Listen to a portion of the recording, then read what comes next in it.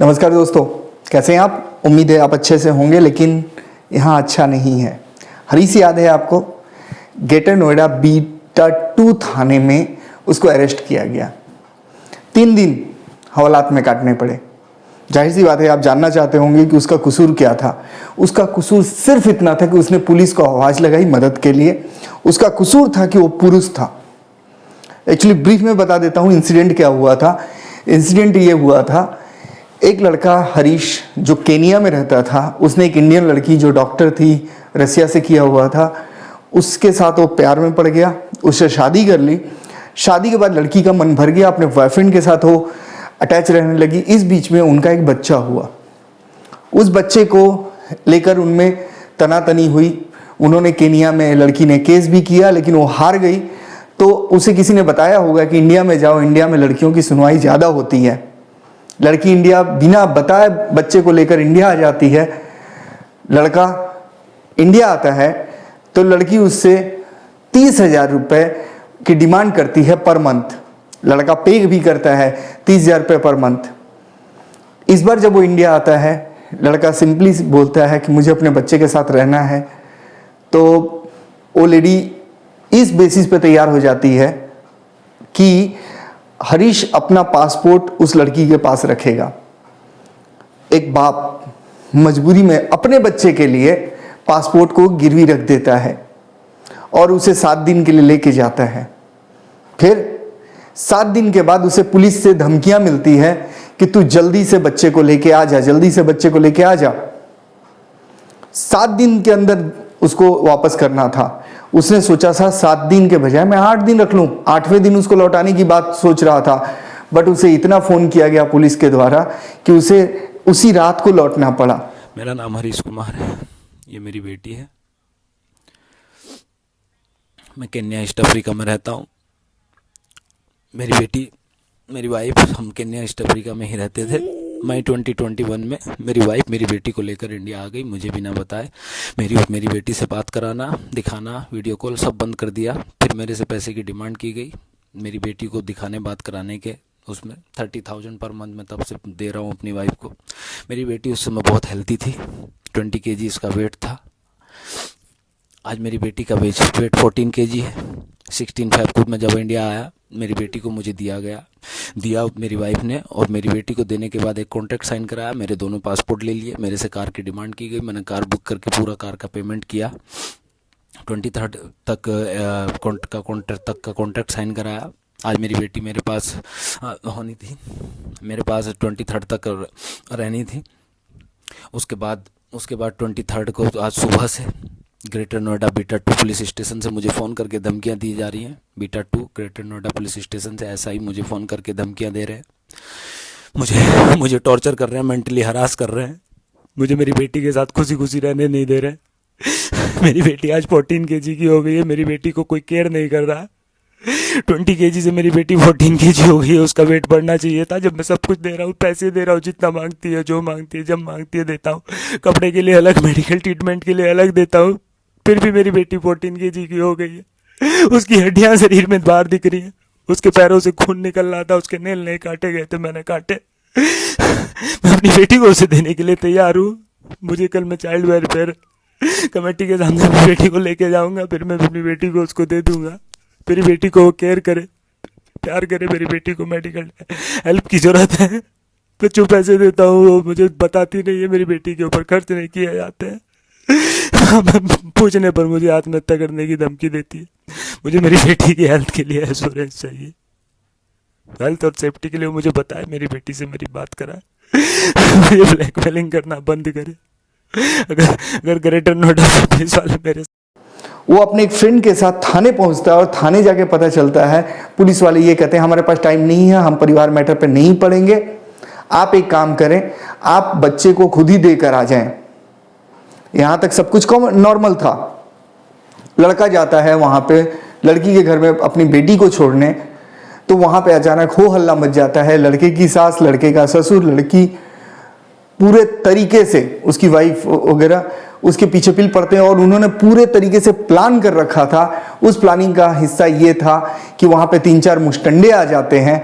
इत्तेफाक की बात है, उसका ड्राइवर और उसका फ्रेंड दोनों ने उसका वीडियो बनाया था। उनके साथ एक पर्सन और भी थे, जो फ्रेंड बता रहा हूँ, that was mister KD Jha. वो वीडियो बना रहे थे। वीडियो बनाने के समय में लड़का चिल्ला रहा था, बचाओ बचाओ पुलिस को। वो वीडियो आप देख सकते हैं, मैं आपको वीडियो भी दिखा देता हूं। और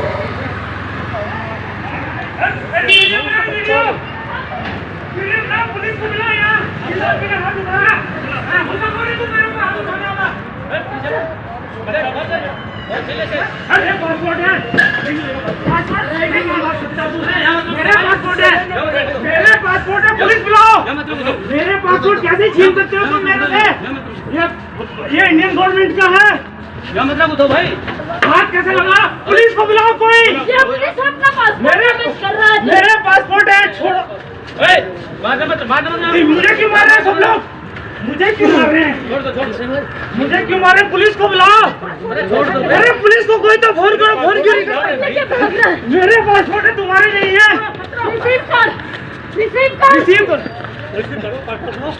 रिसीव करो तुम। मार क्यों रहे हो तुम? पासपोर्ट रिसीव करो, कागज लेके आओ। तुमने हाथ कैसे लगाया? तुम्हें मैं जमीन में गड़वा दूंगा, बता रहा हूँ। हाथ कैसे लगाया? तुमने मारा कैसे मुझे? पासपोर्ट के रिसीव नहीं करेगा, मेरे ऊपर केस हो जाएगा। पासपोर्ट पेपर लेके आओ, मैं साइन करूंगा। पासपोर्ट पेपर लेके आओ, पुलिस को फोन करो कोई। अरे यार कोई तो करो। मेरे पासपोर्ट डैमेज कर रही है औरत। नहीं कर रही हूँ। मैं पासपोर्ट नहीं दूंगा। पासपोर्ट नहीं दूंगा मैं। मेरे पासपोर्ट फट गए हैं। मैं कागज पे साइन करके मैं तैयार हूं, लेके आओ ना।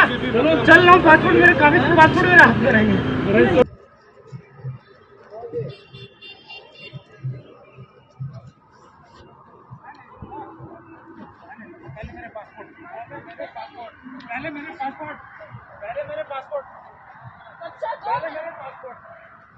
पहले मेरे पासपोर्ट दो।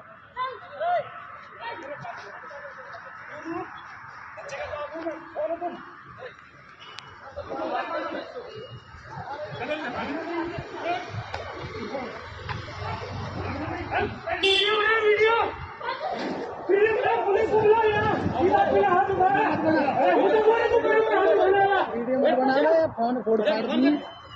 जब अचानक से वहां पे प्रकट होती हैं सब इंस्पेक्टर विनीता यादव।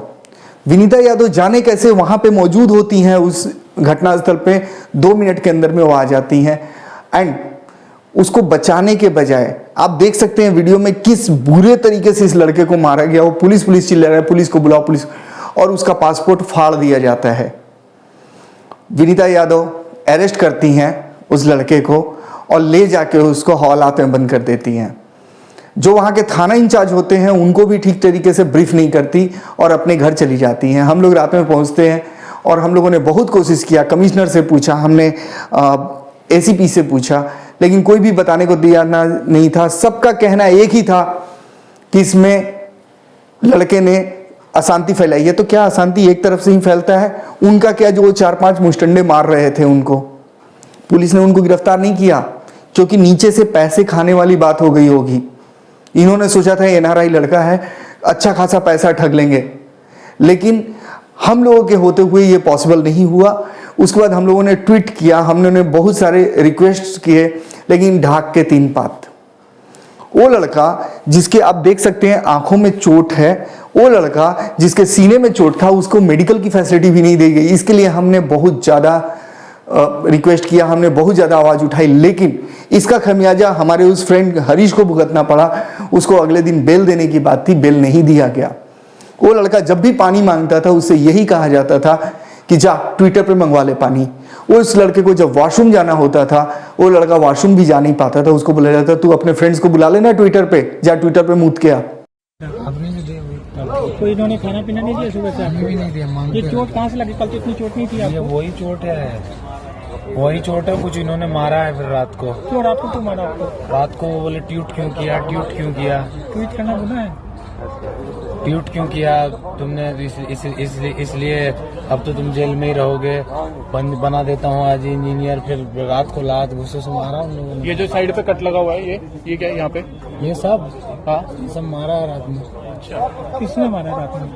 हम शकल से तो नहीं पहचानता, पुलिस कस्टडी में मारा। रेडिकुलस यार, ये तो बहुत ही गलत हो रहा है। कोई बात नहीं, अभी तुम ना जाओगे, तुमको वारंट निकल गया तुम्हारा, ठीक है ना? तुमको जेल भेज रहे हैं, ठीक है ना? तुम जाओ आराम से, ठीक है? वहाँ पर तुम्हारा मेडिकल हो जाएगा, कोई दिक्कत आप चाहते थे एक सबके बाद भी कि आप लोगों का समझौता हो जाए, पुलिस बिठा के आपकी बात करके मैं समझौता तो करे? शुरू से ये चाहता था मैं मेरा समझौता हो जाए, मेरी बेटी बोलते जल्दी कर ले, अस्पताल बंद हो जाएगा वो। तो क्यों नहीं फिर समझौता कराया? फिर क्या दोस्त पुलिस ने समझौता कहाँ कराया? पुलिस ने तो बोला हम तो जेल भेज रहे हैं तुम दोनों को, तुरंत वहीं बोला। और स्पॉट पे जहाँ झगड़ा हुआ था वहीं बोल दिया था तुम तो दोनों अब जेल जाओगे। स्पॉट पे बोल दिया था, फिर ले जाके तो धमकाया। ऐसी क्या दुश्मनी है उनकी आपसे? दुश्मनी तो मैं पता नहीं, वो उनको किया है कि तुम ट्वीट करते हो, तुम कुछ खाने को नहीं मिला, तुम पुलिस के अगेंस्ट ट्वीट कर रहे हो, तुम सिस्टम के अगेंस्ट लड़ रहे खाना दे हो। रहे उसको कुछ खाने के लिए। करप्ट होगा तो लड़ेंगे ना। सिस्टम हम चेक कर लेते खाने से पहले, कोई कुछ होना, ठीक है ना? सिस्टम तुम्हें ले भाई, दोनों ले ले, दोनों कहीं ले। का नहीं छोड़ेगा, तुम्हारी पुश्ते बर्बाद कर देंगे हम लोग। सुबह से कुछ और खाया था? कुछ नहीं, मैंने पानी भी आपने दिया पीने के लिए, मुझे पानी नहीं दिया, कुछ नहीं दिया। कल रात को तो हमने खाना दिया था, वही खाया होगा। खाना आपने दे।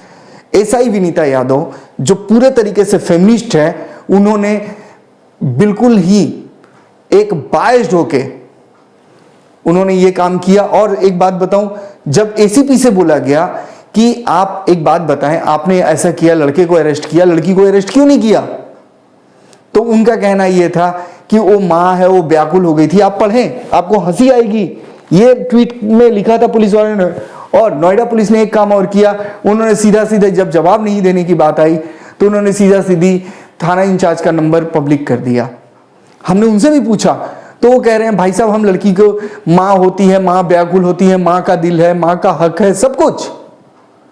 लड़का भी बाप था, लड़का भी बाप है। जुवेनाइल जस्टिस एक्ट और एनसीपीसीआर के हिसाब से मदर एंड फादर दोनों का अधिकार है, और ये कोई पुलिस का मसला था ही नहीं। क्या पासपोर्ट फोड़ना, पासपोर्ट को फाड़ देना कानूनन जुर्म है या नहीं?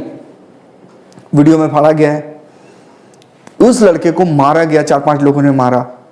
लेकिन अगले दिन पुलिस वाले ने जो कांड किया वो बेहद शर्मनाक। पुलिस ने जानबूझ के उसको बेल नहीं लेने दिया। लड़का 2 दिन और हवालात में रहा, और एक पुलिस वाला उस समय पीछे चिल्ला रहा था और यह कह रहा था कि बेटा, अभी हमने तुझे हिरासत में लिया था तो तेरे फ्रेंड चिल्ला रहे थे कि जेल में डाल दिया, जेल में डाल दिया। अब तुझे दिखाते हैं कि जेल क्या होता है। ये है आपकी प्रेजेंट स्थिति। इससे पहले भी एक कांड हुआ था, अमित पोटवाल, आपको याद है ना? अमित पोटवाल के साथ भी सेम हुआ था। हस्बैंड वाइफ में बहस हुई, हस्बैंड गया है थाने में अपनी वाइफ और साले की शिकायत करने, और उसको शिकायत लेने के बजाय उसको जेल में डाल दिया गया था, हिरासत में डाल दिया गया था। ये है नोएडा पुलिस। आप विश्वास कीजिए, ऐसे बहुत सारे इंसिडेंट्स हैं जो मैं आपको दिखा सकता हूं जो नोएडा पुलिस करती है। एक बात बताऊं, अगर आप प्लान कर रहे हैं कि नोएडा में बस जाएं, अगर आप प्लान कर रहे हैं कि ग्रेटर नोएडा में आप घर खरीदें, ट्रस्ट मी, ये आपका जिंदगी का सबसे बड़ा भूल होगा, क्योंकि नोएडा पुलिस यहां गुंडों से भी ज्यादा खतरनाक है। यहां पे जो राहजनी होती है उससे कई गुना ज्यादा खतरनाक ये पुलिस वाले हैं। आज ट्विटर पे ट्रेंड चल रहा है, सस्पेंड एसआई विनीता यादव, और पुलिस महकमा क्या कर रहा है? पूरी की पूरी पुलिस महकमा जो है, चाहे एसीपी हो, चाहे कमिश्नर हो, चाहे कोई भी हो, विनीता यादव को बचाने में लगे हुए हैं। ऐसा क्या है, ऐसा क्या है जो आप लोग छुपाना चाहते हैं? ऐसा क्या है उस लड़के में जिसके लिए आप लोगों ने इतना बदला लिया? एक लड़के की जिंदगी के 3 दिन आप लोगों ने बर्बाद कर दी है, जबकि एविडेंस के रूप में उनको वीडियो दिए गए हैं, उनको सारी चीजें दी गई हैं। इवन पुलिस वाले भी आपस में बोलते हुए पाए गए थे कि नहीं साहब, लड़के के साथ गलत हुआ है। नाउ द क्वेश्चन कम्स, क्या लड़कियों को पूरा अधिकार है कि लड़की कुछ भी करे? उसकी सास को किसी ने पूछताछ तक नहीं किया। साहब, मैं एक बात फिर से बोलता हूं, अगर आप नोएडा में हैं तो जान बचा के भागिए, क्योंकि यहां पे आपका रहना खतरे से खाली नहीं है। बाकी आपकी मर्जी है, प्रॉपर्टी अगर लेना है आप हरियाणा में लीजिए, प्रॉपर्टी अगर लेना है आप किसी शमशान के बगल में ले लीजिए, but don't buy property in Noida. Noida में जंगल राज से भी खतरनाक है। जंगल में एटलीस्ट शेर जो है ना उससे बचने के उपाय हैं, लेकिन यहां वर्दी वाले जो शेर है ना, शेर क्या कहें, भेड़िए कह सकते हैं आप, ये आपको नोचने के लिए बैठे हैं। You are not safe in Noida, you are not safe in greater Noida. ये बहुत सारे इंसिडेंट हो रहे हैं। आई रिक्वेस्ट यू, अगर कोई सुन रहा है, सेंस वाला पर्सन अगर आप लोग हैं, तो प्लीज आवाज उठाइए और प्लीज एसआई विनीता यादव को सस्पेंड कीजिए, तभी उस लड़के के साथ इंसाफ होगा, एक बाप के साथ इंसाफ होगा।